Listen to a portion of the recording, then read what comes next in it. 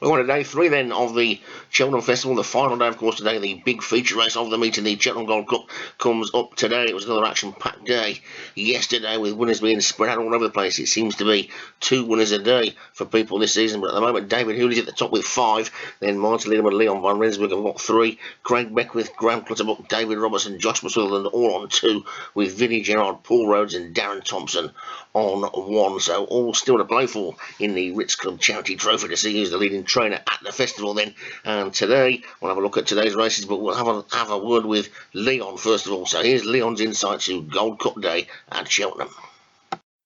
Day 3 from Cheltenham, the Vincent O'Brien County Hurdle is the first race in day 3, and a lot of the form horses here have been running in lower rated races, with the notable exception of Blinded, who has run in a couple of Group 1s and hasn't run too badly in those as well. I am going to go with Blinded to win this for Graham Clutterbuck. I'm going to go with the Blue Ribbon for Kevin Minigan to be second. It's been running well of late. And I'll go with one of the higher rated ones, Indian Tonic, to be third for Craig Beckwith. The Albert Bartlett Grade 1 Novice Hurdle is the 3-mile hurdle for novices. She Got Game has run well, has been in the first 2 in the last 4 starts, and got beaten by Mystical Mail last time. A Mystical Mail will need them to go quick. It comes from the back of the field and needs the pace to be forward fast. So might get tapped for toe, but outpaced if the pace is too slow. And on that basis, I'm actually going to go with She Got Game to win this for Josh Sutherland from Starlight in second. I'll go with Mystical Mail to finish third for me. The big one, the Gold Cup, race 29. I think my reign of Gold Cups is probably going to come to an end because Found Her Voice has been really disappointing and has fallen a lot of times. She did come good last time, winning the Denman Chase, but yeah, she's got a lot of fun with some of these. In particular, the Broken One for Josh Sutherland. I think it was too short last time for the Broken One. I think the distance is going to suit way better here. I think the Broken One is a huge chance. I think Catherine the Great for Paul Rhodes is a much bigger chance than expected. So I don't know if Blood Eagle will get the distance. I think Leaf River also has a chance for Darren Thompson, and I'm actually going to go with the Broken One to win this from Leaf River in second and Catherine the Great to be third. I'm hopeful mine can be there, but yeah, I'm not too confident. Race 30 is the Fox Hunters Chase. Somehow Rose of Darkness has sneaked into this race. I should need to check how that's happened. It shouldn't actually have been allowed in, but anyway, it's in the race. It's stepping up in trip and probably going to enjoy the ground. I'm hoping something else wins it. I'm thinking that the horses. I think Graham Clutterbuck, Simon and Val has a chance, but Martin Leedham has got a good record in this race, and I'm actually going to go with Finding Alice to win this from Rose of Darkness, and I'll go with Glen 5 Fredlot for Alex Cherry to finish third. The Martin Pipe Handicap Hurdle is a pretty open looking affair. I think Carmen has got some decent form for Kevin Meenigan. I think Stay Active for Dave Hooley has a chance. King of the Kingdom, Josh Sutherland must have a chance, as well as Seagrave for Darren Thompson, who won well last time. I'm going to go with Seagrave to win this for Darren Thompson. I'm going to go with Boravine for Darren Nennel French to be second, and I'll go with Carson's Rocket for Paul Rose to finish third. The Grand Annual Handicap Chase, I think Fedora Fields is a standout horse in this field. It's been running in group races and performing well in them as well.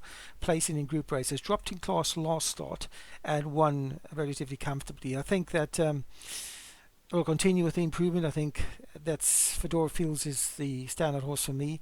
I think Cassius King has a good chance as well, and I think Fedora Fields to win. Cassius King to be second, and I think Bar Chance will also be feature. I don't think mine will feature. I think it's too short. So that's my 1, 2, 3. Race 33 is the Marathon Chase, the Leon Fernandez Cup Chase, and my two Mellon Raid and Fire Memorial have been carrying 12 stone, 11 stone, 12 in most of the races they've been in and performing well, and they had level weights here.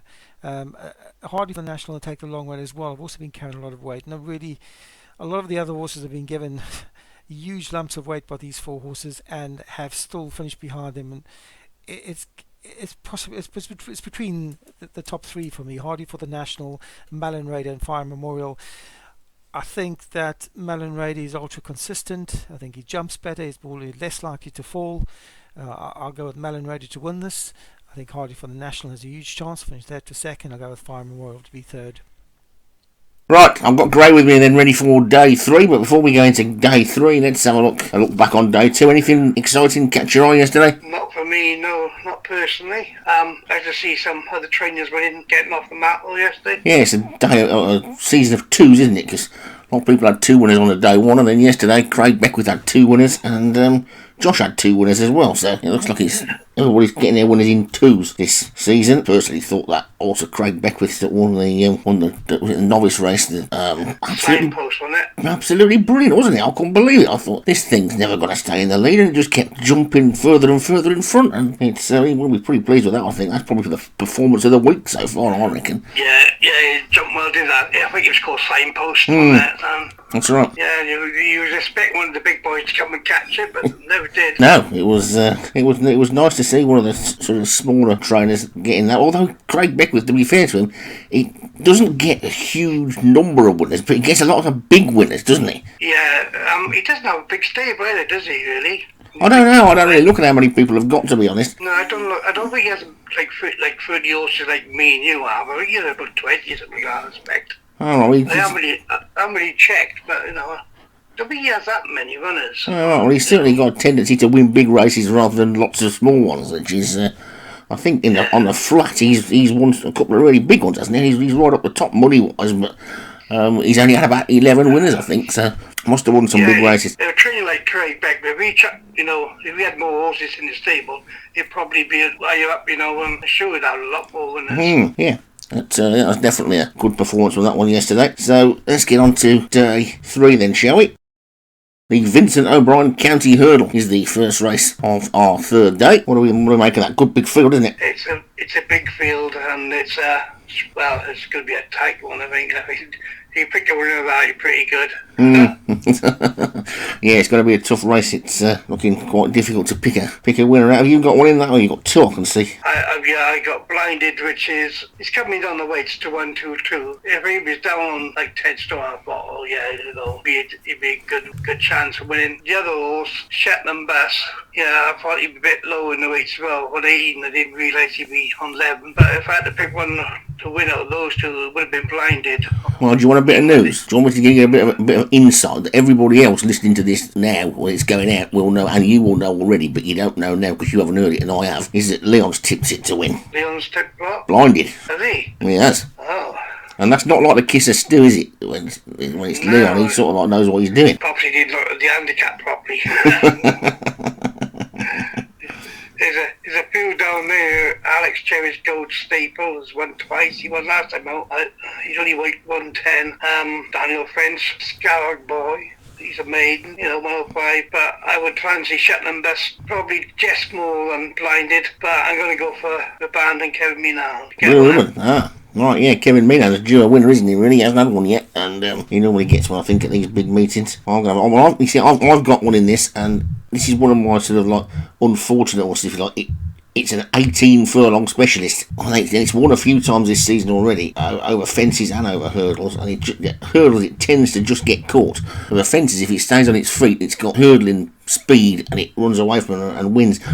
What I should have done is I didn't have a chance this year to reflect on what's put. What I normally like to do is to put my entries in and then have an hour or so before cut-off to just have a check through what's in what and who's in what race and see if I need to move any around. If I'd have had the chance, I'd have moved Dante from this to the Grand Annual because probably he's slightly better as a chaser. But at the time, I'd already got two in the Grand Annual, but then I moved one out and didn't have time to put this one back in. So I don't know whether Dante will be able to win it. But the interesting thing is he's a 7-year-old and he ran in a Triumph Hurdle when he was 4. So he's been around a bit. He had his season when he was 5 off. He came back last year when he was 6. And he's in again this year when he's 7. He's won every year just about, so he's pretty good. He don't owe me anything. And he'll run a big race, but I don't think he'll quite win. I'm just kicking myself for not putting him in the Grand Annual instead. As far as what's going to win is concerned, well, I think there's one lurking down the bottom, out of the weights a little bit, which I don't normally like to do. I don't normally like to back horses that are out of the handicap, but that All About Eve for Alex Cherry's been knocking around a long time as well. And it runs some decent races, and I think he's another one who hasn't had his winner yet, and he's sure to get one before the week's out. I don't necessarily want him to get it in the Fox Hunter because I want to win that. So I think I think I'm going to go for a bit of an outsider, All About Eve, and I think he could get a 1-2 because I reckon his gold staple could chase it home as well. And then I think my Dante might well come for the...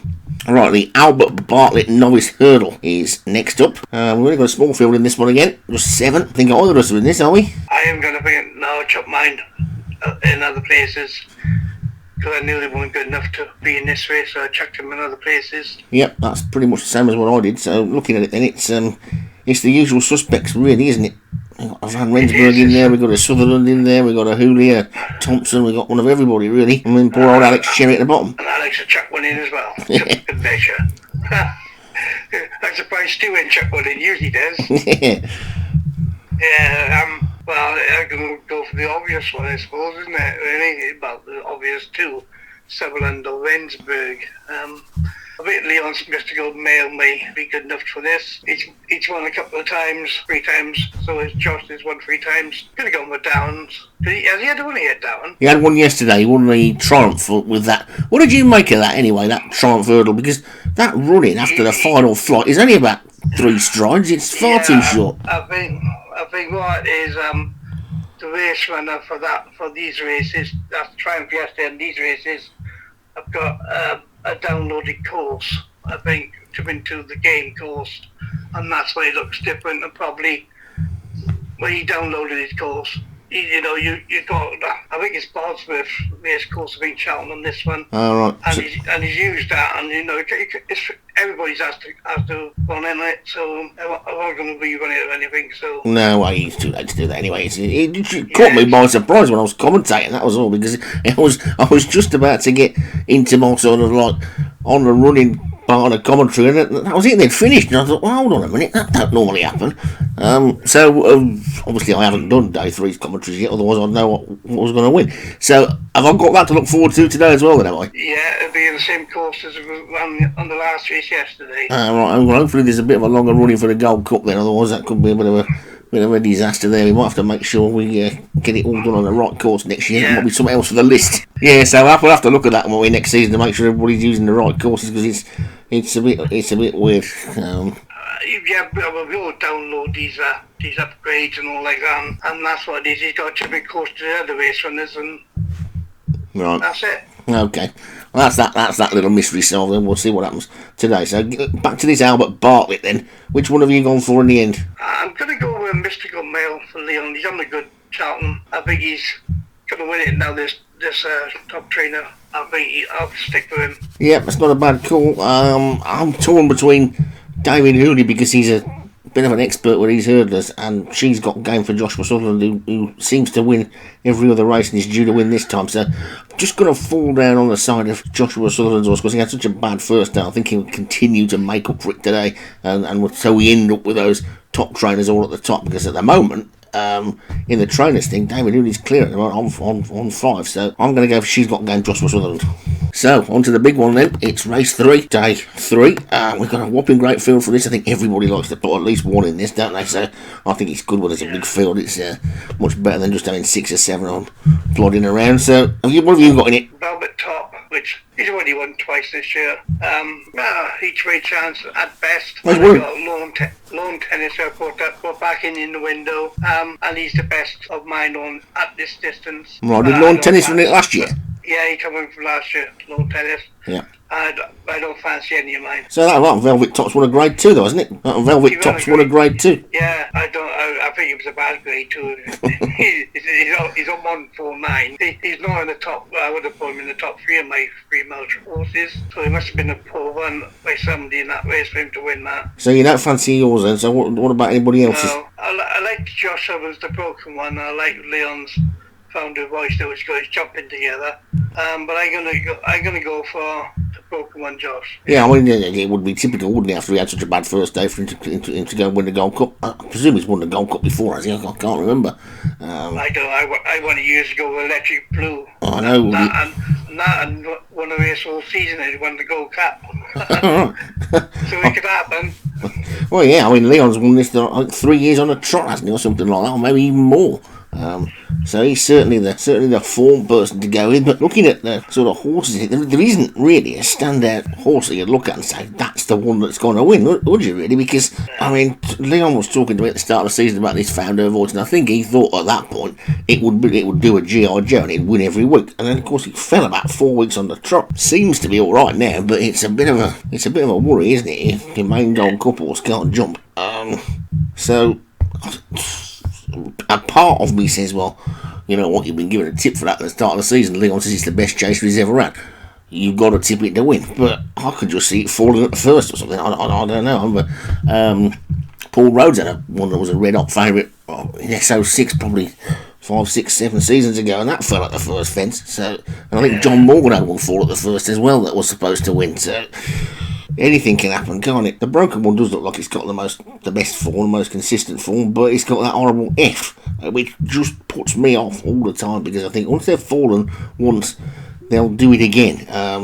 And I think that this is going to be won by another trainer who hasn't had a particularly brilliant Cheltenham so far, Darren Thompson, because I think Leaf River's going to win this. Number 5, it's got some pretty decent form.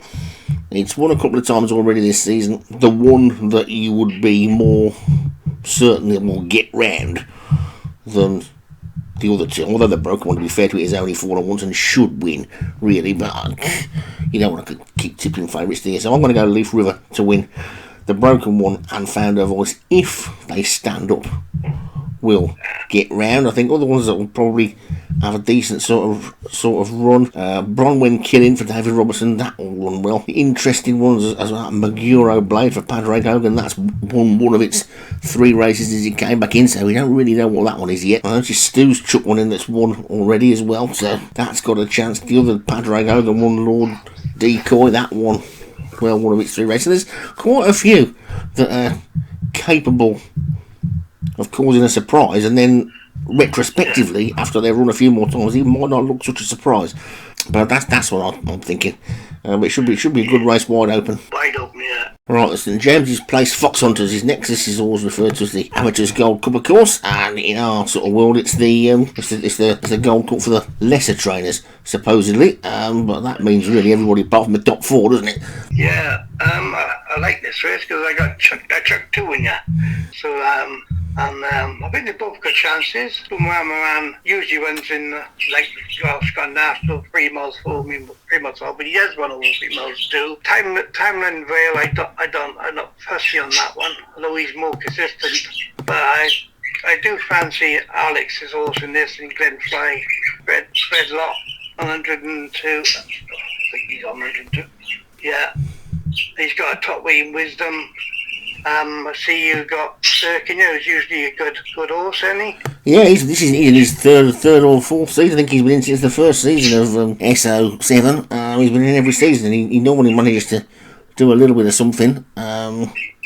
But whether he's going to win this or not, I don't know. I've got a reasonably good record in this race. I won it with Gallagher Origin a couple of seasons ago. Then another season, I think the season after, I had a horse clear in the lead. It'd been in the lead all the way, and it was clear in the lead and fell at the last. I've had a second, I've had a third, and I've done all right with this race. I am seriously hoping that I will win it again this year, to be honest, because I've got Cirque in it, who's good, and he's been around since it was 5. It's only 7 now, so probably back again next season. Likes to be going a little bit further every time. Has a tendency to fall over though. But the one that I've got in this that I think will win is Finding Alice, because the reason I think Finding Alice will win this is Finding Alice is only a 6-year-old. Now, I put her in last year as a 5-year-old, as a novice, and she did really well, and she won a couple of races. She's already won once this season, but she's getting to the point now where she needs to be stepping up to 3.5 miles. So she's got to be one of my sort of 3 mile 4, 3 mile 5 type horses when she gets a little bit older. Now, she's a half sister to Mech the Combat that won the Kim Muir yesterday. I think that's going to give her a great chance, especially at the weight. She's also half sister to Sapphire and Steel, who came about 6th in the Ryanair, so she's got some good bloodlines in there. She's already won a couple of good races, and I'm hoping that she will win. Well, I don't think I have won this race. I don't think I've had in the race before. But looking at Obi's one down the bottom, the 5-year-old, he's a bit young for this kind of distance, isn't he? He usually made 2 about 7 away, so he'd be maybe in it for a few years. He'd probably make the running as well. Yeah, it's a wide open. It is, and the thing that worries me about it most is that some of the people that do well in this race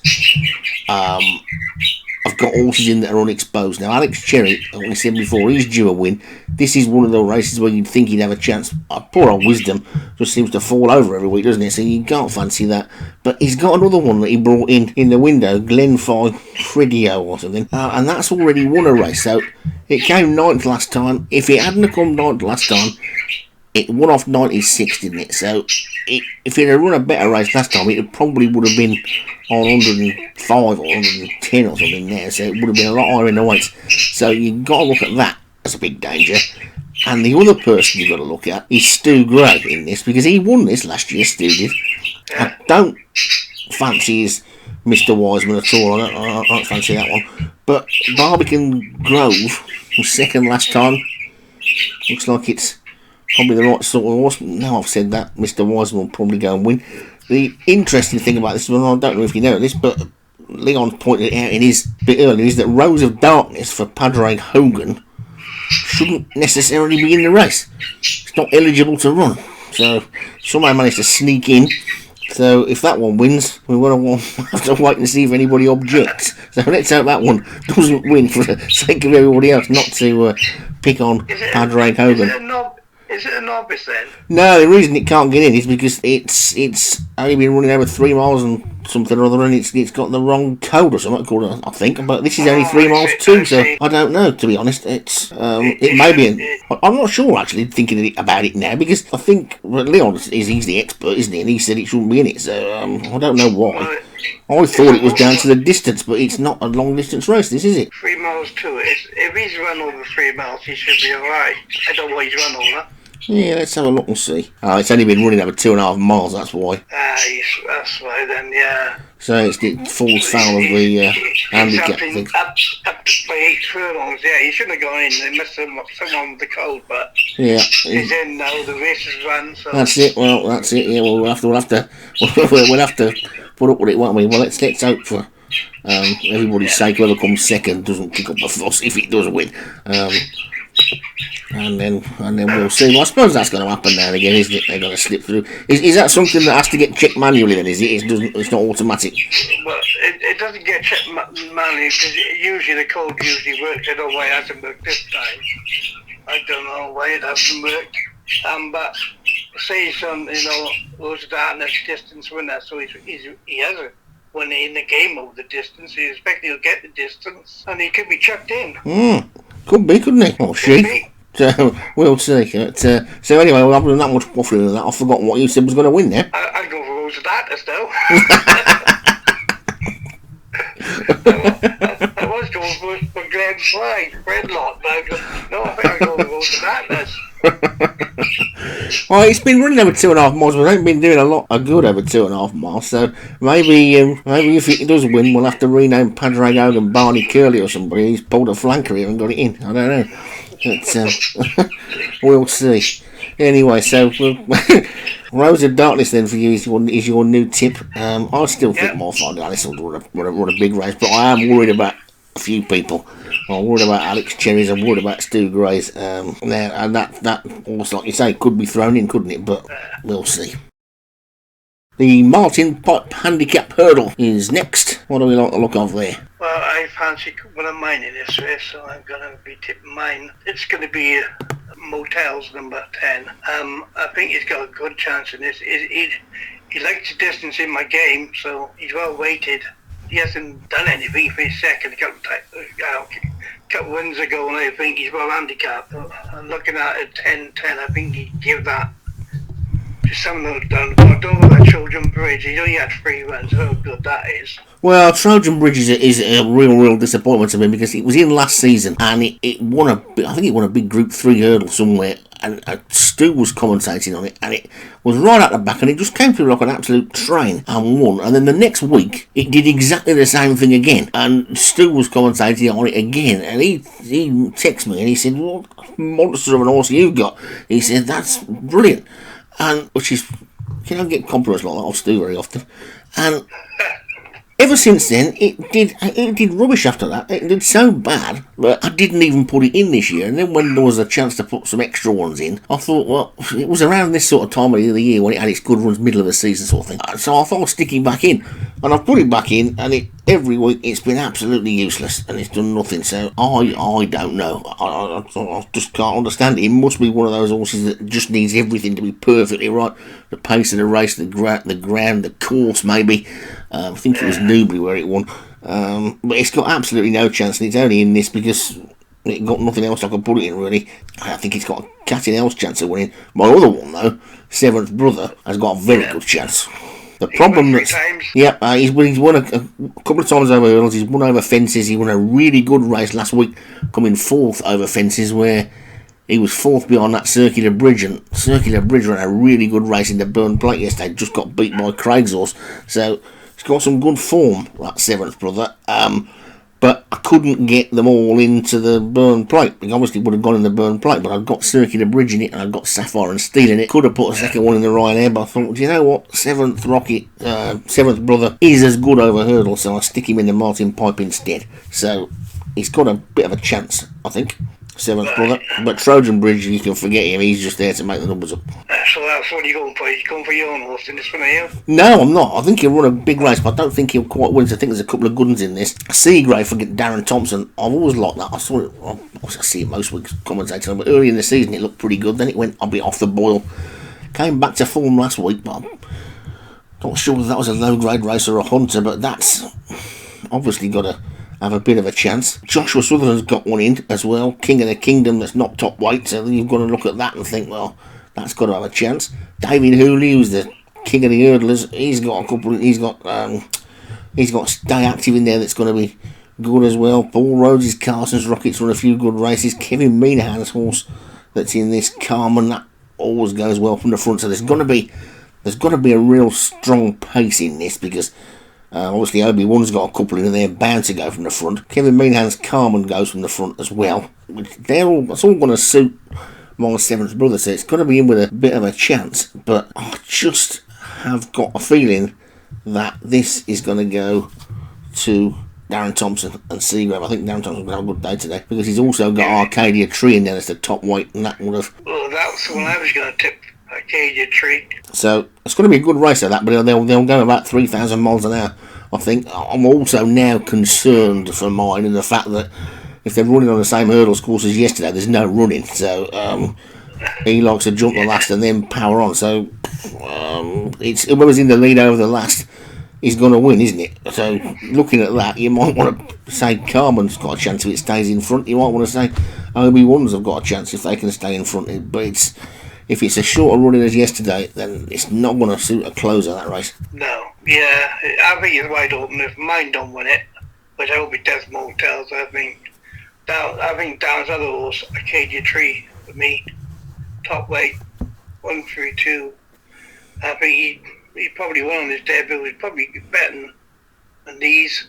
And Down's chucked it in. He's got 2 chances at it. I think one of them will win. Yeah, because I mean it's only rated 132, isn't it? So when he put it in, he was probably expecting there to be a 140 or something in there from one of the big stables, one of the bigger stables. So he was probably thinking it was going to be £6 or £7, getting £6 or £7 off somebody. But he's not. He's ended up with top weight. But as they say, you don't get top weight for nothing, do you? No. Well, unfortunately, at that point the tape started to play up again as it did the other day, and we lost the audio for the last 2 races of the Grand Annual and the Leon van Rensburg Cup.